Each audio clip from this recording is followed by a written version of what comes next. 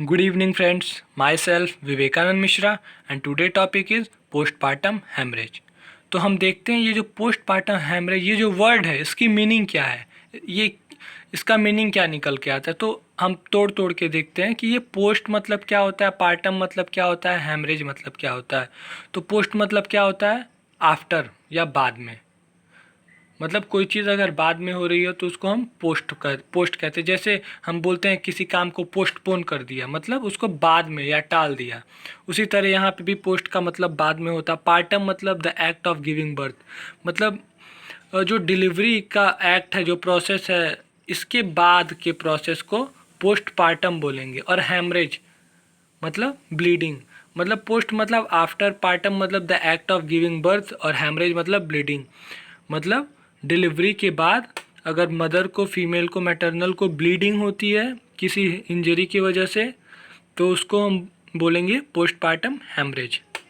तो दोस्तों ये जो पोस्टपार्टम हेमरेज है, इसके वजह से जैसे इंडिया या वर्ल्ड में जितने भी मदर्स हैं, जितने भी मैटरनल केसेस होते हैं, उसमें मैक्सिमम 5 लाख वुमन हर साल किसी न किसी कंडीशन की वजह से, डिजीज़ की वजह से, प्रेगनेंसी या चाइल्ड बर्थ रिलेटेड कंडीशंस की वजह से उनकी डेथ हो जाती है। तो जिसमें से मैक्सिमम पीपीएच की वजह से मैटरनल डेथ होता है। मतलब पीपीएच एक बहुत बड़ा कॉज है जिसकी वजह से मैटरनल डेथ होता है पूरे वर्ल्ड में और इंडिया में भी। तो अब हम देखते हैं डिफिनीशन, इसकी डिफिनीशन क्या है। तो PPH refers to any amount of, मतलब any amount of bleeding from genital tract. अगर जेनाइटल ट्रैक्ट में या जेनाइटल ट्रैक्ट से यूट्रस में, यूट्रस से अगर ब्लीडिंग हो रही है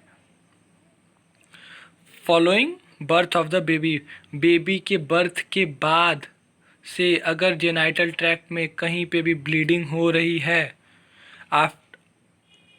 up to the end of puerperium, मतलब बेबी के डिलीवरी के बाद से एंड ऑफ प्यूरपेरियम, मतलब आफ्टर 6 वीक तक के बीच में कभी भी ब्लीडिंग हो रही है तो उसको हम बोलते हैं पोस्टपार्टम हेमरेज। तो दोस्तों ये ब्लीडिंग कभी भी हो सकती है, प्लेसेंटा के डिलीवरी के बाद या बेबी के डिलीवर होते ही हो सकती है, थर्ड स्टेज में भी ब्लीडिंग हो सकती है, या पूरा डिलीवरी होने के बाद हो सकती है, या उसके और ज़्यादा दिन बाद प्यूरपेरियम के टाइम पे ये ब्लीडिंग हो सकती है।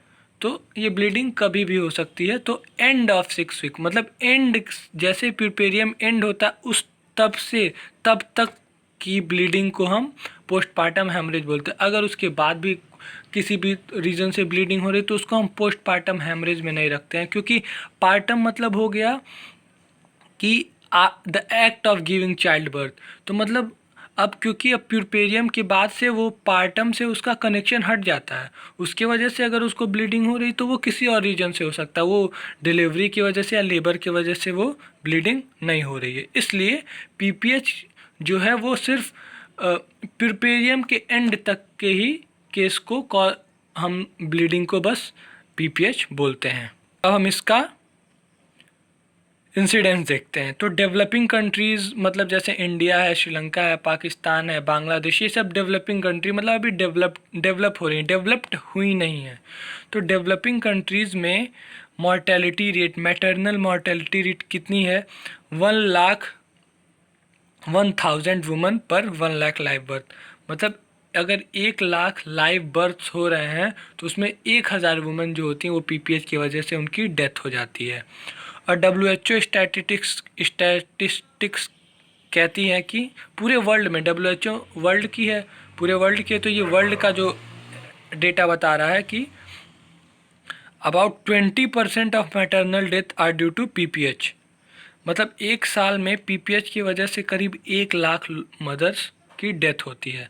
अच्छा, ये मैटरनल मॉर्टेलिटी रेट, तो मैटरनल मॉर्टेलिटी रेट क्या होता है, किसे कहते हैं, तो ये पहले समझिए कि अगर 28 वीक से स्टार्टिंग होती है, जैसे मदर प्रेग्नेंट हुई तो उसके 28 वीक से लेके और बर्थ के, डिलीवरी के 7 डेज तक के बीच में अगर मदर की डेथ होती है तो उसको मैटरनल मॉर्टेलिटी रेट बोलते हैं। और अगर उससे पहले या बाद में हुई तो आप उसे मॉर्टेलिटी बोल सकते हैं, लेकिन वो मैटरनल मॉर्टेलिटी में नहीं आता है। तो दोस्तों अब हम देखते हैं पीपीएच में कितना ब्लड लॉस होता है, किस तरह के मतलब किस कंडीशन में कितना ब्लड लॉस होता है, उसे क्या बोलते हैं।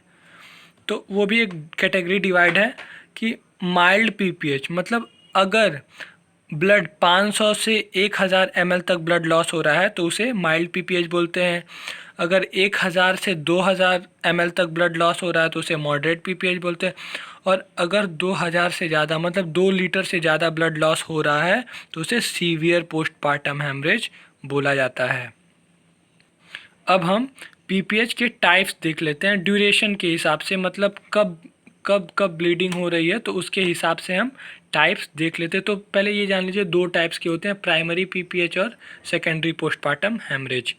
तो पहला हम देखते हैं primary postpartum haemorrhage. Primary postpartum haemorrhage मतलब bleeding within 24 hours of delivery, मतलब कि अगर जो ब्लीडिंग हो रही है वो 24 आवर्स ऑफ डिलीवरी 24 घंटे के अंदर में अगर वो ब्लीडिंग हो रही है, डिलीवरी के 24 घंटे तक के अंदर में अगर ब्लीडिंग हो रही है तो उसको हम प्राइमरी पीपीएच बोलते हैं। मतलब जैसे कि ब्लीडिंग हो गया,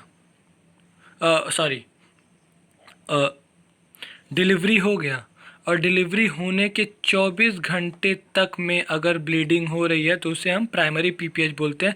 अब प्राइमरी पीपीएच की भी कैटेगरी है, ये भी 2 कैटेगरी में डिवाइडेड है, थर्ड स्टेज पीपीएच और ट्रू पीपीएच। तो थर्ड स्टेज पीपीएच क्या होता है कि bleeding after delivery and before, मतलब बेबी की डिलीवरी के बाद, after delivery of baby and the before the expulsion of placenta, मतलब प्लेसेंटा के एक्सपेल होने से पहले, मतलब ये प्लेसेंटा एक्सपेल नहीं हुआ है लेकिन बेबी की डिलीवरी हो गई है। मतलब थर्ड स्टेज में क्या होता है, थर्ड स्टेज में सेकेंड स्टेज में बेबी की डिलीवरी हो जाती है और थर्ड स्टेज में क्या होता है प्लेसेंटा की डिलीवरी होने वाली रहती है, प्लेसेंटा और मेम्ब्रेन की। तो अगर थर्ड स्टेज में अभी प्लेसेंटा की डिलीवरी नहीं हुई है, उससे पहले अगर ब्लीडिंग हो गई तो उसे थर्ड स्टेज पीपीएच बोलते हैं। और इसी में प्राइमरी पीपीएच में दूसरा टाइप है ट्रू पीपीएच, मतलब bleeding after expulsion of placenta, मतलब बेबी की भी डिलीवरी हो गई, प्लेसेंटा की भी डिलीवरी हो गई, अब उसके 24 घंटे के अंदर में अगर ब्लीडिंग हो रही है तो उसे ट्रू पीपीएच बोलते हैं। मतलब प्लेसेंटा की डिलीवरी के बाद में के 24 घंटे के टाइम में अगर ब्लीडिंग हो रही है तो उसे ट्रू पीपीएच बोलते हैं। तो ये था प्राइमरी पीपीएच। अब हम देखते हैं secondary PPH. It is the haemorrhage. ये क्या होता है, जैसे पहले 24 घंटे जो ब्लीडिंग हो रही थी वो प्राइमरी थी, अब डिलीवरी के 24 घंटे के बाद और up to the end of puerperium, मतलब up to 6 week, within 6 week में डिलीवरी के बाद विद इन 6 वीक में जो प्यूरपेरियल टाइम होता है अगर उसमें ब्लीडिंग हो रही है तो उसे सेकेंडरी पीपीएच बोलते हैं। तो क्योंकि ये प्यूरपेरियम के टाइम पे ये ब्लीडिंग हो रही है तो इसे प्यूरपेरियल हेमरेज भी हम बोल सकते हैं या बोलते हैं। दोस्तों इसमें एक इम्पॉर्टेंट चीज़ ये है, जो सेकेंडरी पीपीएच होता है इसमें जो ब्लीडिंग होती है वो अराउंड 8 डेज, मतलब 8वें दिन पे ब्लीडिंग होने के चांस होते हैं। क्योंकि अगर प्राइमरी पीपीएच नहीं है तो 8वें दिन, डिलीवरी के 8 दिन बाद 8वें दिन ब्लीडिंग होने के चांसेस ज़्यादा रहते हैं या 14वें दिन ज़्यादा रहते हैं। अब हम देखते हैं कि ये कॉजेज़ क्या है, जो पोस्टपार्टम हेमरेज हो रहा है उसके कॉजेज़ क्या क्या। तो पहला हम प्राइमरी पीपीएच का कॉजेज़ देखते हैं। तो एटॉनिक यूट्रस है, ट्रॉमा है, रिटेन प्रोडक्ट ऑफ परसेप्शन है, यूट्राइन रप्चर है, यूट्राइन इन्वर्जन है, ब्लड कोगुलेशन है, ये सारे कॉजेज़ हैं। तो अब हम कॉजेज़ को एक्सप्लेन करते हैं कि क्यों, किस वजह से क्या होता है। तो पहला क्या था, एटॉनिक यूट्रस। तो एटॉनिक यूट्रस मतलब कि मतलब जो यूट्रस है वो अपना टोन खो चुका है, मतलब उसमें टोन नहीं है। टोन मतलब कि मतलब जो कॉन्ट्रैक्शन रिलैक्सेशन का प्रोसेस होता है, अब टोन खो चुका है तो उसमें कॉन्ट्रैक्शन और रिलैक्सेशन का जो प्रोसेस है वो नॉर्मल नहीं होगा, हो सकता है हो ही ना। तो ऐसे कंडीशन को हम एटॉनिक यूट्रस बोलते हैं। तो दोस्तों एटॉनिक यूट्रस में हम आपको ये एक्सप्लेन करते हैं कि जो ये एटॉनिक यूट्रस क्या होता है और टोनिक यूट्रस क्या होता है। टोनिक यूट्रस में क्या होता है कि जो ब्लीडिंग हो, जो यूट्रस होता है उसमें कॉन्ट्रैक्शन होता है।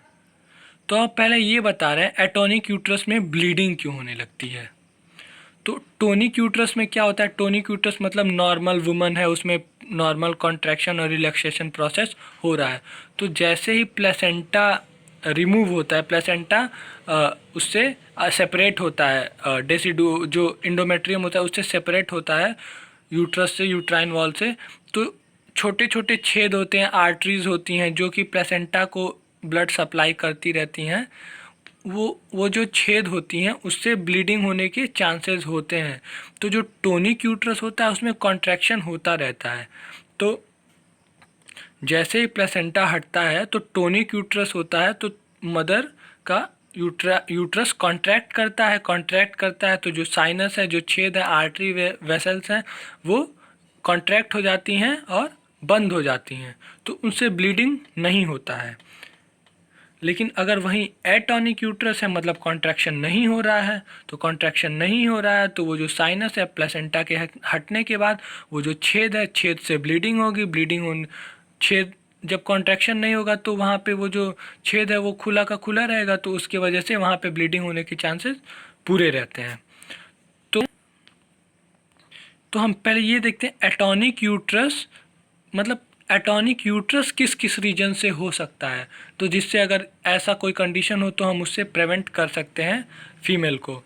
तो अगर मदर जो है मल्टीपल प्रेगनेंसी है या ग्रैंड मल्टीपैरा है, मतलब कई बार प्रेग्नेंट हो चुकी है, माल न्यूट्रिशन वुमन है, उसका ओवर डिस्टेंशन ऑफ यूट्रस मतलब ओवर डिस्टेंशन हो गया, फैल चुका है, या एनेस्थीसिया इफेक्ट, जैसे एनेस्थेटिक ज़्यादा दिया गया तो नर्व्स कंट्रोल रहेगा ही नहीं, तो उसको सिग्नल नहीं मिलेगा तो कॉन्ट्रैक्ट ही नहीं होगा, या फिर प्रोलॉन्ग लेबर या लेबर का टाइम बहुत ज़्यादा हो गया जिसके वजह से यूट्रस अपना टोन खो चुका है। तो उस टाइम पे एटॉनिक यूट्रस में यूट्रस अपना टोन खो देता है, वो सॉफ्ट हो जाता है, नॉन टेंडरनेस हो जाता है, टोन ख़त्म हो जाता है, तो जिसके वजह से कॉन्ट्रैक्शन नहीं होता है। तो ये एक बहुत बड़ा कॉज है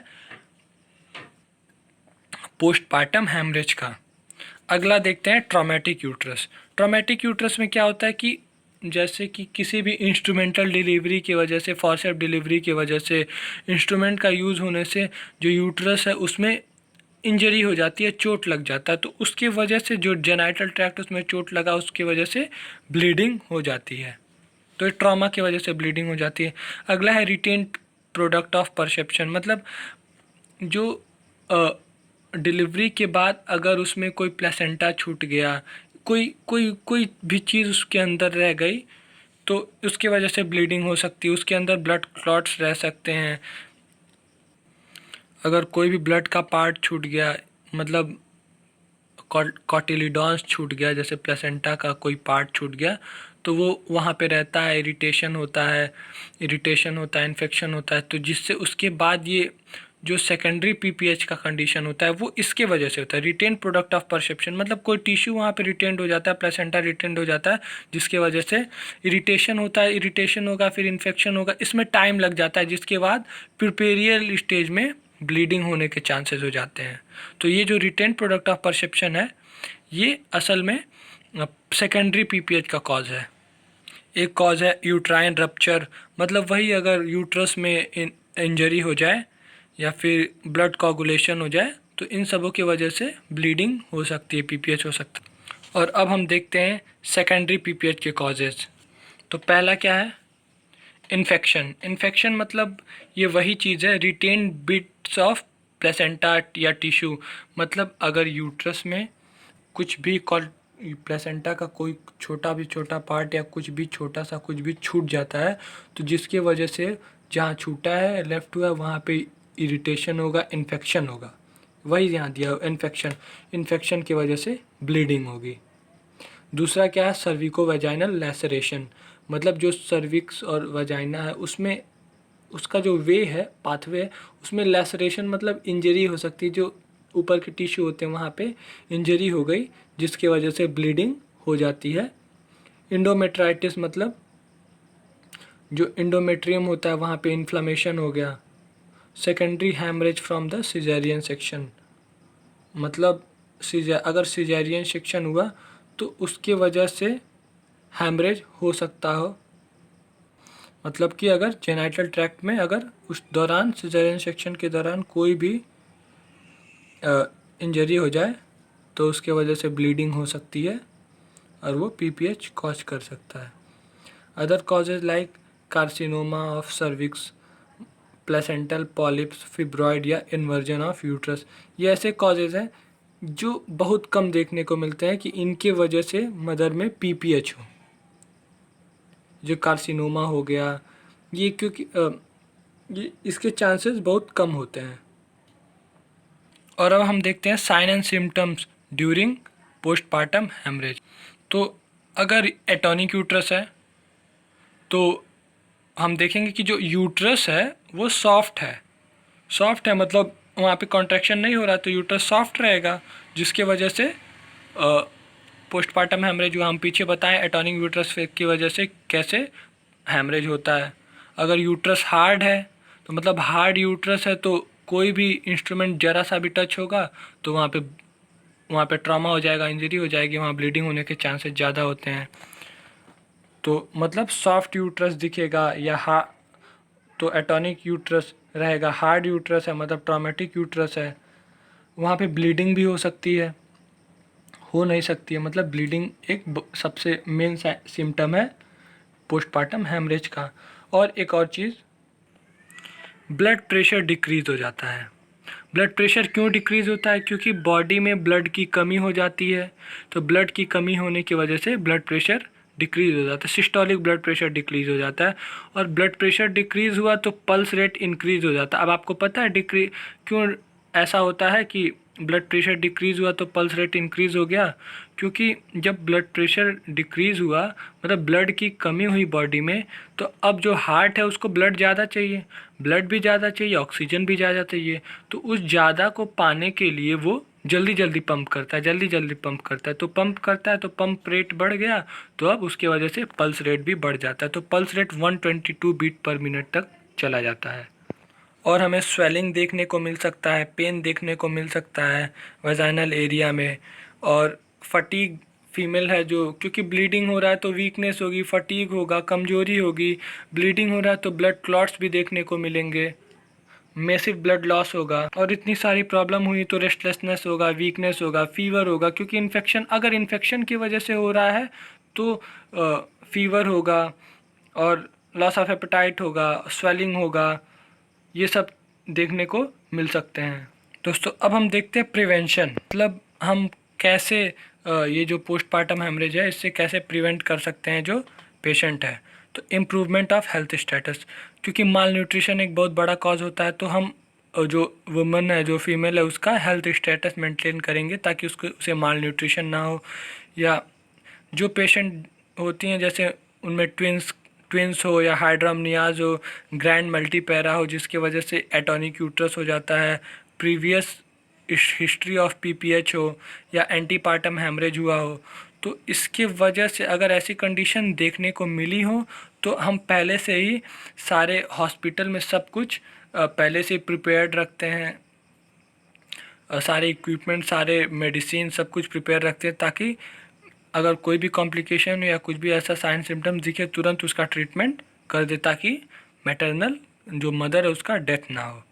और हम ब्लड ग्रुपिंग करके रखते हैं कि अगर ब्लड लॉस हुआ तो मदर को ब्लड की ज़रूरत चाहिए, तो हम उसमें टाइम ना बर्बाद करें कि फिर उसका ब्लड ग्रुपिंग करने में टाइम ना बर्बाद करें, तुरंत ब्लड टेस्ट हुआ रहे, तुरंत हम उसे ब्लड चढ़ा देंगे। तो फ्रेंड्स ये क्या था, ये एंटीनेटल प्रिवेंशन था। Prevention during antenatal. हम देखते हैं प्रिवेंशन ड्यूरिंग इंट्रानेटल। तो इंट्रानेटल के दौरान हम एग्जामिनेशन करेंगे, जो वजाइना है उसका एग्जामिनेशन करेंगे कि कोई प्रॉब्लम तो नहीं है। और जो बेबी है डिलीवरी के टाइम पे हम ध्यान से स्लो डिलीवरी करेंगे, ध्यान से करेंगे कि कहीं इंजरी ना हो जाए, कहीं कोई इंस्ट्रूमेंट ना लग जाए। या प्लेसेंटा के रिमूवल के टाइम पे जो प्लेसेंटा है वो सब कुछ हम ध्यान से करेंगे। और उस टाइम एक्सपर्ट ऑब्स्टेट्रिक एनेस्थेसिस्ट होने चाहिए, मतलब जो एनेस्थीसिया प्रोवाइड कराते हैं वो एक्सपर्ट होने चाहिए। कहीं ज़्यादा मेडिसिन चली गई, ज़्यादा डोज दिला गया तो जिसकी वजह से एटॉनिक यूट्रस कॉज हो सकता है। और spontaneous separation of delivery of placenta during caesarean section. तो सिजेरियन सेक्शन के दौरान हम स्पॉन्टेनियस तुरंत सेपरेट कर लेंगे, जो प्लेसेंटा है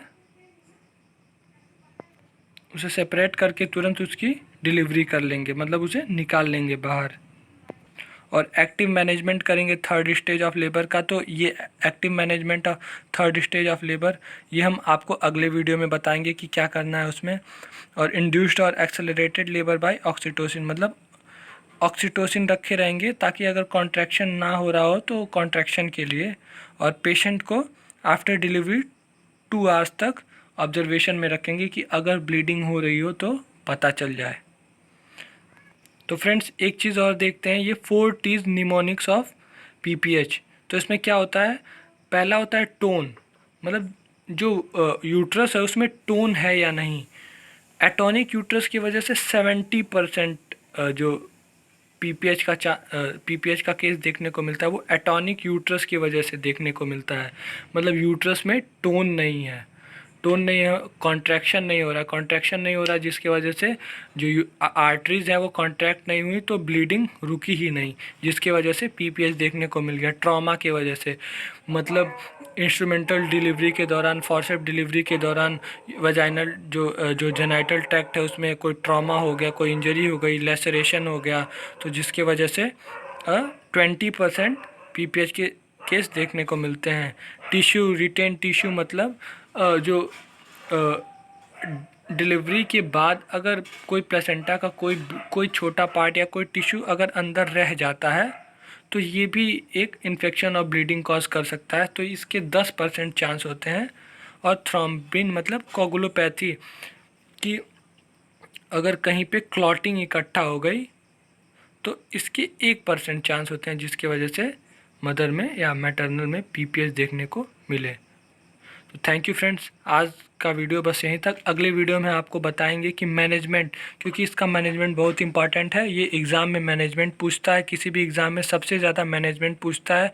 और मैनेजमेंट में आपको स्टेज वाइज बताऊंगा कि ये प्राइमरी पीपीएच में, सेकेंडरी पीपीएच में, प्राइमरी पीपीएच में जो थर्ड स्टेज होता है और ट्रू पीपीएच होता है, मैं सब में और उसके मैनेजमेंट बताऊंगा। तो वो वीडियो आप ज़रूर देखिएगा।